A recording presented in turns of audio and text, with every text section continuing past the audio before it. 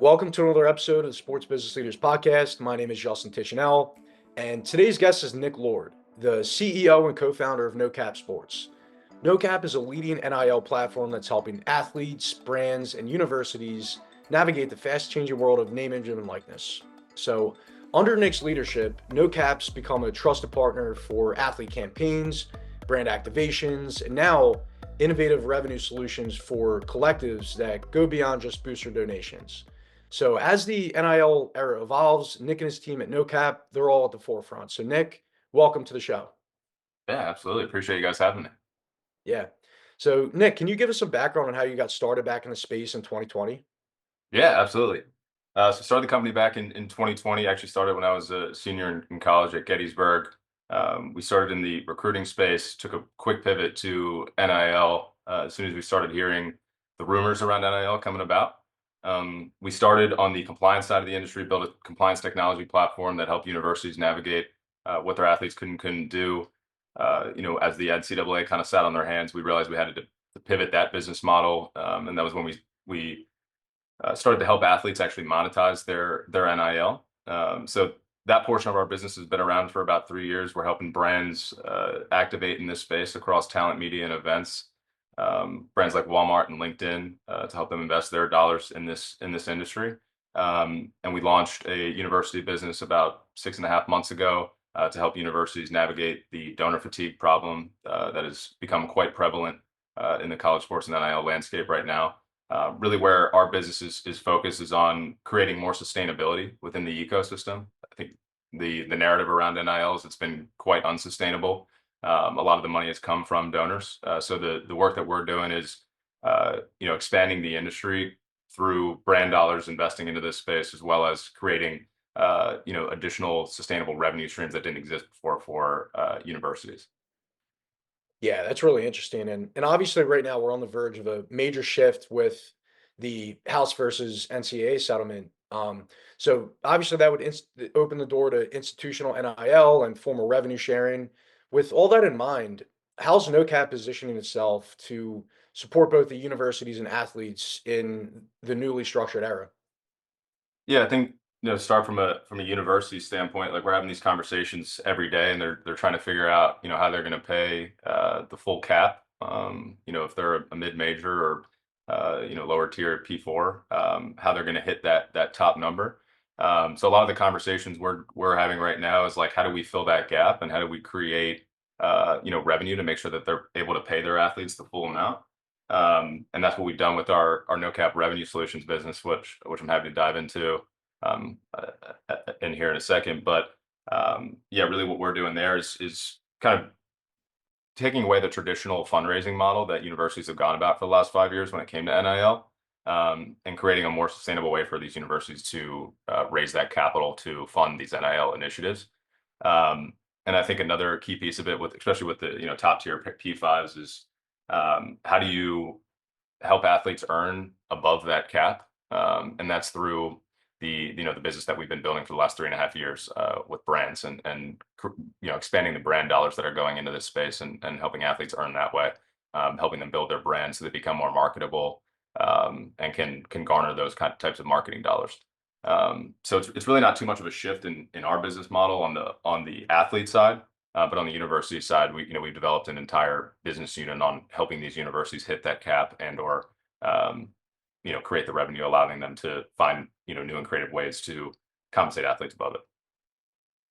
Yeah, this is great, Nick. It's a fascinating space. I mean, we have some friends who are building NIL marketplaces, who work directly with collectives, who work on the athlete side, and everybody wants to be a NCAA, player agent and liaise between the brand deals and this and that. But what one thing that comes true is that everybody always talks about how it's the Wild West. It's changing so fast, and you already indicated that you've figured out some cool models that are working. So, um, especially with donor fatigue and NIL inflation going on, collectives are feeling the pressure to keep up and compete with each other to make sure that their school can be as competitive as possible year after year. So, really curious, like how NoCap's revenue solutions are helping collectives build sustainable recurring revenue streams that go beyond the traditional donor models that you said, are stressed more than ever today. Yeah, absolutely. I think to start, collectives over the last 5 years have been essentially just donor fundraising arms of the university, specifically for NIL.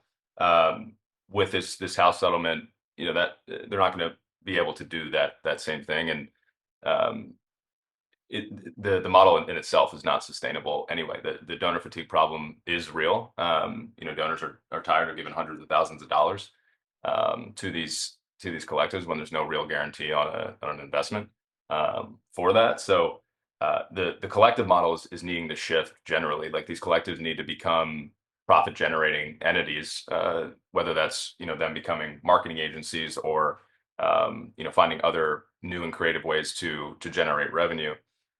Specifically with our NOCAP Revenue Solutions business, what we've done is created a model that allows universities and collectives to tap into their alumni base and the businesses that they own. So when you look at any donor base or alumni base, there's tons of business owners or executives in businesses that are able to make decisions on behalf of that business. With our model, we've built a group of 12 to 15 commercial partners that can slot into a business, an alumni's business, whether it's credit card processing or transportation logistics or industrial supply, whatever it may be.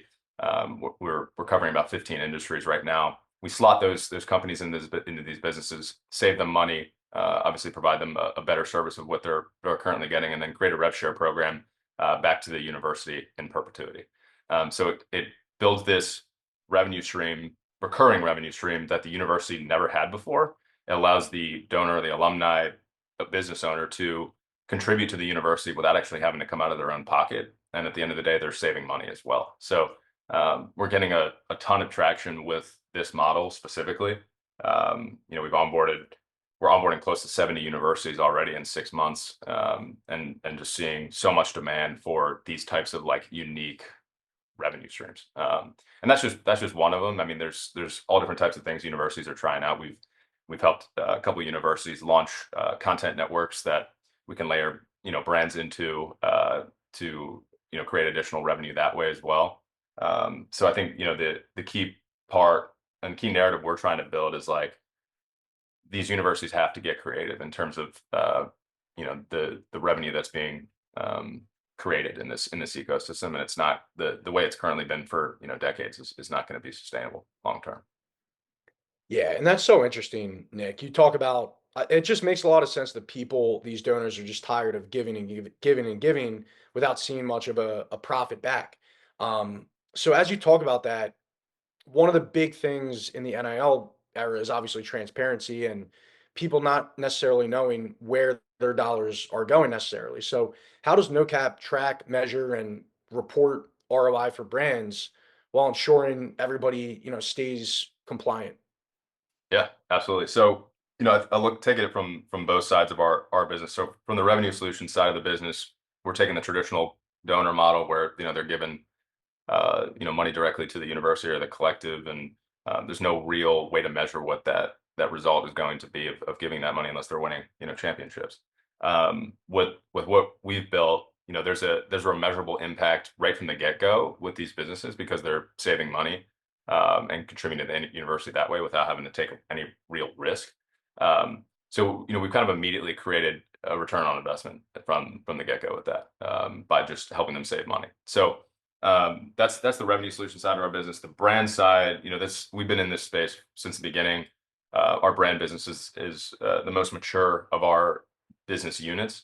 And you're right, like ROI is the most important for these brands. And the way we think about it is like every single brand is so unique and every campaign is so unique. And the way we structure our you know partnerships with brands is very custom. So we'll sit down with the brand and we'll figure out what are they looking to achieve with the dollars that they want to spend, and what are those key metrics that they're going to track. Like, are we looking at brand awareness metrics? Are we looking at engagement metrics? Are we looking at performance and conversion metrics, brand sentiment and reputation? So we'll sit down and figure out what's most important to them and develop a strategy to actually drive results for that. And typically with what we're doing, with campaigns, it's multifaceted. It's not just like, hey, let's have a couple of athletes post on social media, and just, that's the extent of it. It's very, very multidimensional. We're including different types of formats, whether it's different types of media or events that we're launching alongside the brand, but all centered around the athletes, and typically some really strong content as well. So that's the key part of it, is like, most of these brands have never invested in this space before. Obviously, it's so new. So trying to serve as that expert, and really taking the time to build out a strong strategy to drive real results is the key piece. We talked a little bit about the campaigns. So, what type of campaigns for you guys are delivering a lot of the strongest results right now? And then, how does NoCap guide both the athletes and brands to maximize the value of each partnership?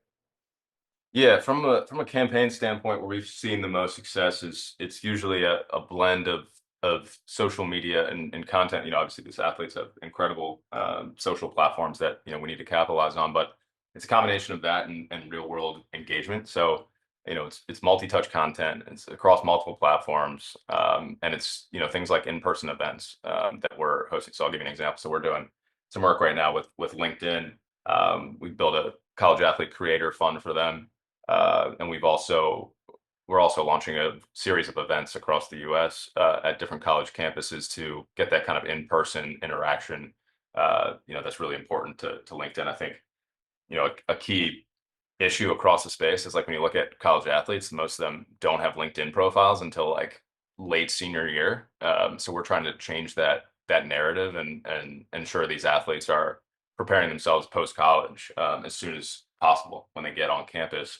So that's something we're building with them specifically. But yeah, when it comes to the success of campaigns, it's really the multifaceted ones that are doing incredibly well, and aren't just like the single posts or um, very, very simple activations. If that makes sense. Yeah, and that's so cool about the live events. I didn't actually know that, and that's obviously our bread and butter with the sports business leaders. So, I think that's awesome, dude. Congrats on everything. How can the audience follow along and stay in touch with Oh, you? yeah, yeah. Follow us across social media: NoCap Sports, LinkedIn, Instagram, Twitter, or X, sorry, Facebook. You can keep track of what we're doing on those platforms for sure. Cool. Awesome, Nick. Really appreciate you. Best of luck, and thanks for being on the show. Thanks, Nick. Of course. Yeah, appreciate it, guys. Thanks.